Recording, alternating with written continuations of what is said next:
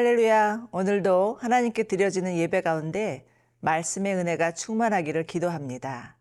오늘의 교회를 섬기는 건화양 목사입니다.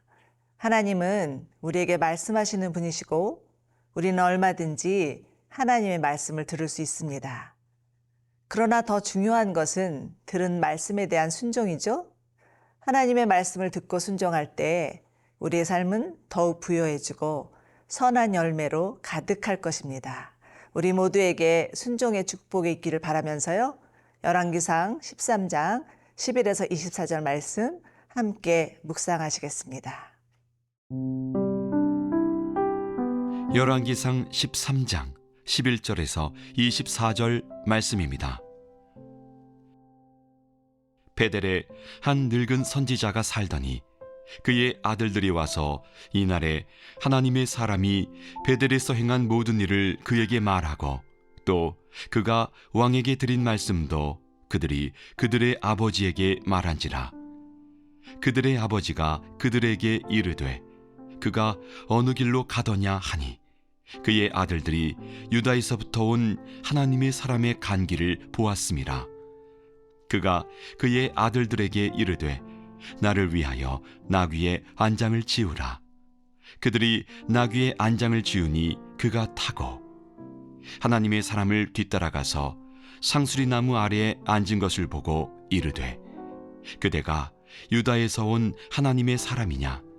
대답하되 그러하다. 그가 그 사람에게 이르되 나와 함께 집으로 가서 떡을 먹으라. 대답하되 나는 그대와 함께 돌아가지도 못하겠고 그대와 함께 들어가지도 못하겠으며 내가 이곳에서 그대와 함께 떡도 먹지 아니하고 물도 마시지 아니하리니 이는 여호와의 말씀이 내게 이르시기를 네가 거기서 떡도 먹지 말고 물도 마시지 말며 또 네가 오던 길로 되돌아가지도 말라 하셨음이로다. 그가 그 사람에게 이르되 나도 그대와 같은 선지자라. 천사가 여호와의 말씀으로 내게 이르기를 그를 내 집으로 데리고 돌아가서 그에게 떡을 먹이고 물을 마시게 하라 하였느니라 하니 이는 그 사람을 속임이라. 이에 그 사람이 그와 함께 돌아가서 그의 집에서 떡을 먹으며 물을 마시니라. 그들이 상 앞에 앉아 있을 때에 여호와의 말씀이 그 사람을 데려온 선지자에게 임하니 그가 유다에서부터 온 하나님의 사람을 향하여 외쳐 이르되 여호와의 말씀에 네가 여호와의 말씀을 어기며 내 하나님 여호와께서 네게 내리신 명령을 지키지 아니하고 돌아와서 여호와가 너더러 떡도 먹지 말고 물도 마시지 말라 하신 곳에서 떡을 먹고 물을 마셨으니 네 시체가 네 조상들의 묘실에 들어가지 못하리라 하셨느니라 하니라. 그리고 자기가 데리고 온 선지자가 떡을 먹고 물을 마신 후에 그를 위하여 나귀의 안장을 지으니라. 이에 그 사람이 가더니 사자가 길에서 그를 만나 물어 죽이매 그의 시체가 길에 버림받으니 나귀는 그 곁에 서 있고 사자도 그 시체 곁에 서 있더라. 오늘 본문은 어제 연결된 말씀으로 베델의 나이 많은 한 선지자는 아들들로부터 베델에서 일어난 사건에 대해서 소상히 듣게 됩니다. 그가 전에 들은 사건은 참으로 놀랄 만한 일이었고 앞으로 어떤 일이 일어날지 몹시 귀추가 주목되는 사건이었죠. 베델의 선지자는 서둘러서 유다에서 온 하나님의 사람을 찾기 위해서 길을 나서게 되고 상수리 나무 아래 앉아있는 하나님의 사람을 만나게 됩니다. 그리고는 그가 유다에서 온 선지자임을 확인하고는 자신의 집으로 초대를 하죠. 그러나 하나님의 사람은 단호히 거절하는데 이처럼 단번에 거절하는 이유는 베델에서는 먹지도 말고 마시지도 말고 되돌아가지도 말라는 하나님의 명령 때문이었습니다. 여러분, 베델은 아브라함 때부터 예루살렘 다음 가는 유서 깊은 성지였습니다. 그러나 여로보암이 북이스라엘의 왕이 되면서부터 우상 숭배의 중심지가 되어버리고 베델은 오랫동안 머물 장소가 아니었죠. 그러나 늙은 선지자는 하나님의 사람을 자신의 집으로 데려오기 위해서 거짓말까지 하는데요. 18절입니다. 나도 그대와 같은 선지자라. 천사가 여호와의 말씀으로 내게 이르기를 그를 내 집으로 데리고 돌아가서 그에게 떡을 먹이고 물을 마시게 하라 하였느니라 하니 이는 그 사람을 속임이라. 베델의 선지자가 왜 이토록 집요하게 자신의 집으로 데리고 가고자 했는지에 대해서는 나와 있지 않지만 아마도 그는 하나님이 사람이 전한 예언의 진실 유무를 알고 싶었던 것 같습니다.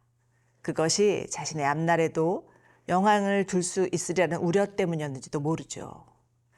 그러나 하나님의 금지 명령에 대해서 이미 들었음에도 불구하고 같은 선지자임을 들먹이며 천사까지 동원하여서 하나님의 말씀이라는 미명 아래 거짓말을 하는 것은 이 늙은 선지자의 윤리적, 신앙적 타락상을 보여줍니다. 여로보암의 잘못된 정책으로 인해서 이미 많은 선지자들이 남유다로 떠나버린 상황에 여전히 자신은 홀로 남아 베델의 선지자 행세를 하고 있었다는 것은 오로지 자신의 육신의 안일과 욕망 때문이었음을 미루어 짐작해 볼 수 있습니다. 오랜 동안의 사역 끝에 변질되어 버린 늙은 선지자의 모습은 초심을 잃어버린 사역자의 말로가 너무나 추할 뿐만 아니라 자칫하면 사단에게 역이용 당할 수 있음을 보여주고 있습니다.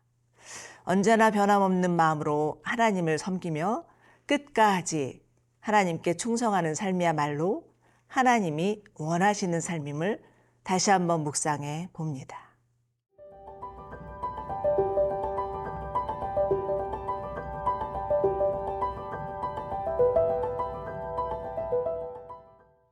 늙은 선지자의 유혹에 넘어간 하나님의 사람은 과연 그의 말이 하나님으로부터 온 것인지 아닌지에 대해서 미처 분별하기도 전에 그 집에 들어가 먹고 마시게 됩니다. 너무 성급한 결정이었죠. 바로 이때 놀라운 일이 벌어지게 되는데요. 이번에는 늙은 선지자에게 하나님의 영이 임하고 하나님의 말씀을 대언한 것입니다. 21절과 22절입니다. 그가 유다에서부터 온 하나님의 사람을 향하여 외쳐 이르되 여호와의 말씀에 내가 여호와의 말씀을 어기며 내 하나님 여호와께서 내게 내리신 명령을 지키지 아니하고 돌아가서 여호와가 너더러 떡도 먹지 말고 물도 마시지 말라 하신 곳에서 떡을 먹고 물을 마셨으니 내 시체가 내 조상들의 묘실에 들어가지 못하리라 하셨느니라. 참으로 비극적이고 아이러니한 일이었죠. 하나님의 심판을 전했던 하나님의 사람이 지금은 도리어 하나님의 심판의 말씀을 듣게 된 것입니다. 더구나 자신을 속인 선지자로부터 하나님의 말씀이 임한 것이었죠. 그러나 우리는 여기서 하나님의 주권적 섭리를 배우게 됩니다. 하나님은 당신의 말씀을 이루기 위해서 거짓 선지자마저도 사용하시는 분이심을 알 수 있습니다.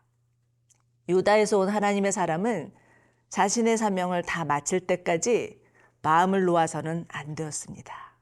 방심하기에는 너무 이른 시기였죠.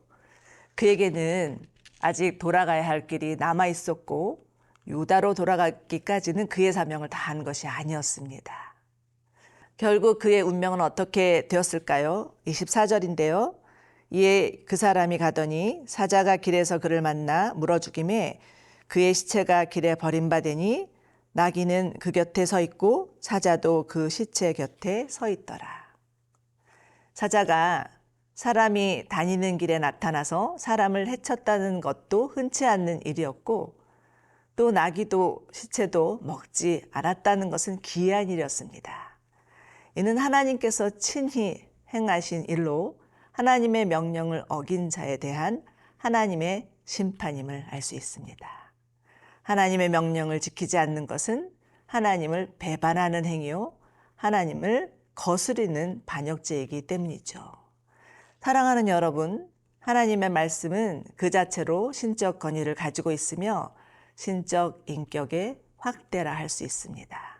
그러므로 하나님의 말씀에 대한 부분적인 순종은 순종이 아니라 불순종이죠. 순종은 즉시 온전히 기쁘게 행하여야 합니다. 오늘 여러분에게 주시는 말씀은 무엇인가요?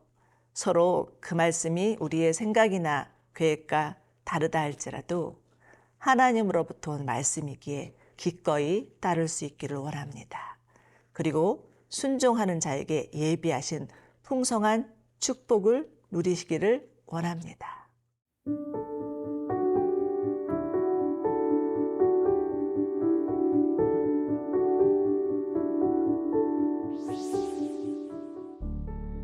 사랑하는 하나님 아버지, 하나님의 말씀의 귀함을 알아서 늘 말씀을 사모하게 하시고 하나님께서 주시는 말씀에 즐거이 순종하게 하여 주옵소서. 우리 자신을 온전히 드림으로 하나님을 기쁘게 하기를 간절히 원합니다. 존귀하신 예수님의 이름으로 기도드립니다. 아멘.